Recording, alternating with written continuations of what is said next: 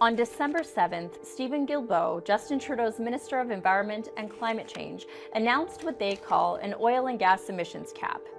You are going to hear the federal government claim over and over again that this is a cap on emissions.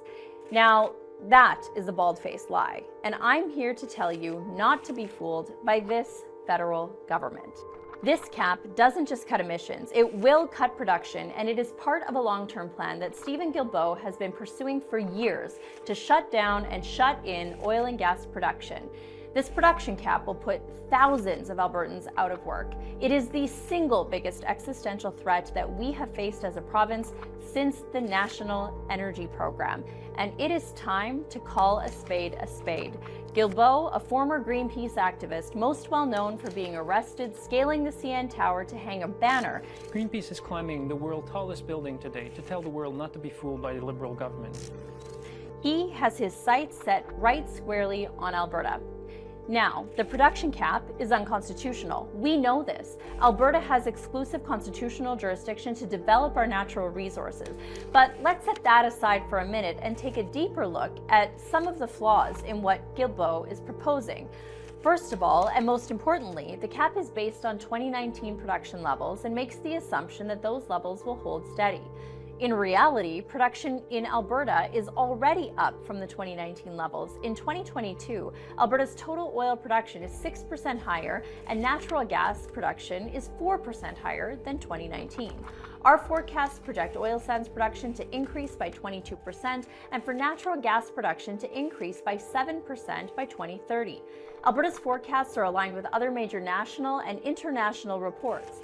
For example, the CER Energy Futures Report and the OPEC World Oil Outlook all forecast continued growth in global oil demand. This means the federal government's assumed production forecast, which form the basis of their cap, are too low, and that Gilbo's claim that this is an emissions cap and not a production cap is false. Secondly, the cap makes all sorts of assumptions that they describe as technically achievable. They say technically because they know that the technology to abate emissions in the oil and gas sector either don't exist or isn't being developed as fast as they have built into their modeling.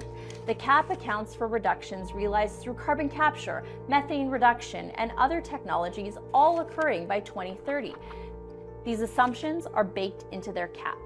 Many of these technologies are supported by Alberta and will eventually deliver real and sustained reductions, but not by 2030. So why would the federal government make assumptions that are unrealistic?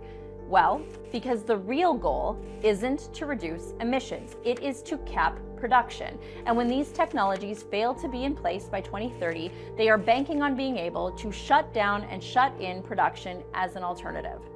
Finally, Gilbo's cap-and-trade cap is simply bad policy. Trevor Tombe, an economist and economics professor at the University of Calgary, has described it as, quote, a wedge issue, not an efficient means of lowering greenhouse gas emissions, and a complex way to levy a higher price on one single sector. He's right. In fact, based on 2019 emissions levels, Alberta accounts for 83% of the upper legal limit imposed by the federal government. That means this entire policy, although being presented as a national cap, is once again an attack targeting mostly Alberta. And just as they conveniently excluded home heating oil from the carbon tax, a decision that will benefit Canadians in Atlantic Canada, while hurting Albertans who use cleaner burning natural gas to heat their homes, the federal government is carving out an exemption for refineries, many of which are located where? You guessed it, Ontario and Quebec. So why would the federal government implement bad policy that will fail to reduce emissions? Easy. Because again, it's never been about reducing emissions. S&P Global Commodity Insights noted that if the cap, quote, sets expectations that are too stringent or too inflexible, then it has the potential to negatively impact capital flows. And that is exactly what Gilbo is trying to do. The oil and gas production cap may not be achievable, and this federal government may even lose the next election before it can be implemented, but by then, the damage will already be done.